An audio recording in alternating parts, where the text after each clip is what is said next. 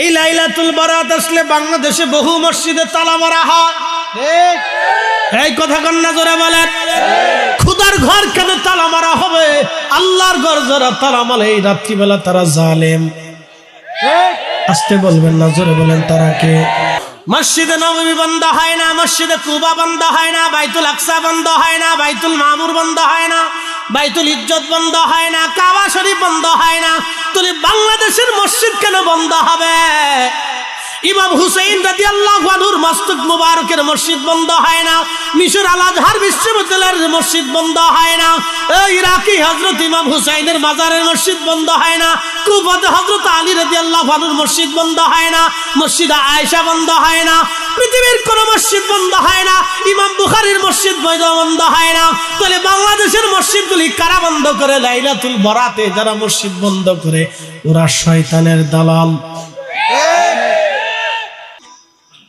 বাবাজি কথাগুলি শুনে যাবেন ভাই আমার।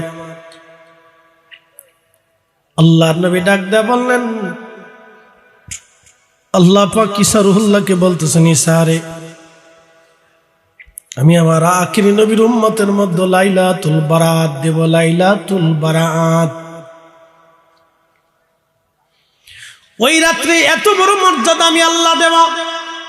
আমার আখিরি নবীর উম্মতেরা ওই রাত্রি বেলা জেগে যদি ইবাদত করে, আমার এই বান্দা 400 বছর ধরে যত নফল ইবাদত করেছে, যত মর্যাদা, যত নেকি আমি আল্লাহ তারে দিয়েছি, আমার আখিরি নবীর উম্মতেরা বারাতের রাত্রি বেলা ইবাদত করলে আমি আল্লাহ এই বান্দার থেকেও বেশি নেকি আমার আখিরি নবীর উম্মতের আমল নামায় দিয়ে দেব।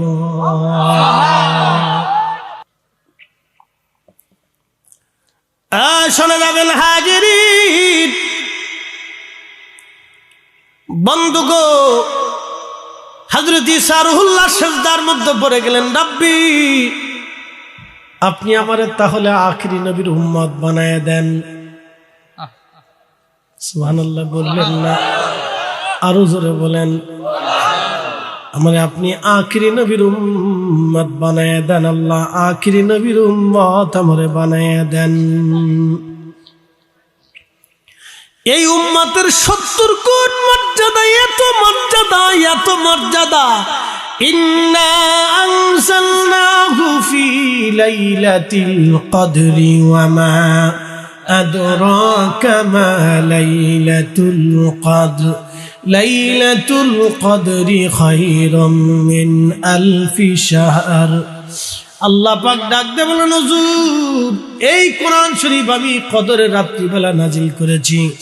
আপনি জানেন কদরের রাত কি? হুজুর এই কদর রাত হলো সেই রাত যেই রাত্রিবেলা এক রাত্রি ইবাদত করলে 1000 মাসের থেকেও বেশি উত্তম হবে।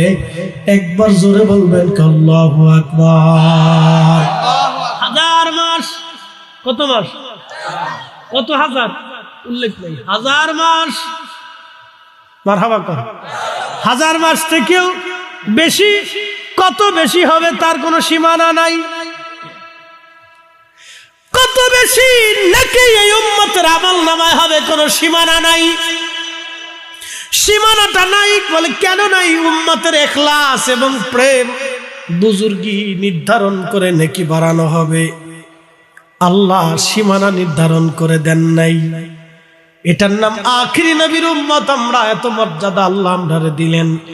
নবীজি মন বেজার, আহা সাহাবীরা এসে বলেন, ইয়া রাসূলুল্লাহ আমরা শুনলাম পূর্ববর্তী জমানার মানুষদের হায়াত লম্বা ছিল, কেউ 1000 বছর দুনিয়াতে বাঁচছে, কেউ 500, 600, 800।